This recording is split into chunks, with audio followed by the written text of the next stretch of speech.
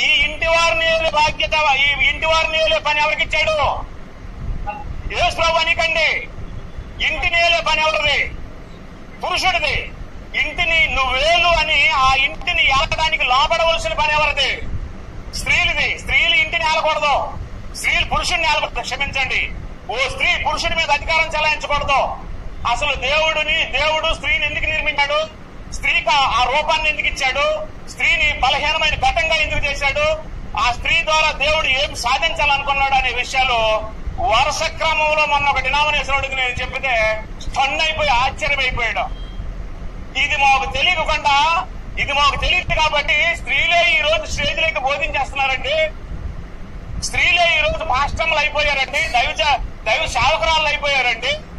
లిప్స్టిక్లు వేసుకొని, చెక్కుల మీద ఎర్ర రంగు వేసుకొని, రోజు వాటర్ చల్లుకొని, సెంట్లు వేసుకొని, పట్టు చీరలు కట్టుకొని, ముసుగులు వేసుకొని ఏం చేస్తున్నారు?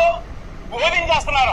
ఎందుకమ్మా మీకు తాపత్రయం అంటే, మరి పాత నిబంధనలో ఆ దెబోరా బోధించింది కదా, మరి ఆ వస్తి బోధించింది కదా, ఆ ఎస్తేరు బోధించింది కదా అని చెప్పి వాళ్ళని ఉదాహరణలు చూపిస్తున్నారు. కానీ దేవుని నియమంలో, కొత్త నిబంధన నియమంలో, క్రీస్తు స్వరక్తం ఇచ్చి సంపాదించిన సంఘంలో స్త్రీ తాలూకు పాత్ర ఏంటో తెలియకుండా ఈ రోజు అనేక మంది ఏమయ్యారు? బోధకరాళ్ళు అవతారం ఎత్తారు. దయచేసి నేనేం చెప్తున్నాను అంటే, దేవుని అనాది సంకల్పానికి గండి కొట్టింది ఆదాము కాదు. ఎవరి వల్ల వచ్చింది అది? చెప్పట్లేదు మీరు. పాపము చేయడానికి మొట్టమొదటి సాతాను ఎవరిని వాడుకున్నాడు? స్త్రీని వాడుకున్నాడు. నన్ను క్షమించండి, కొన్ని ప్రాక్టికల్ చెప్తాను.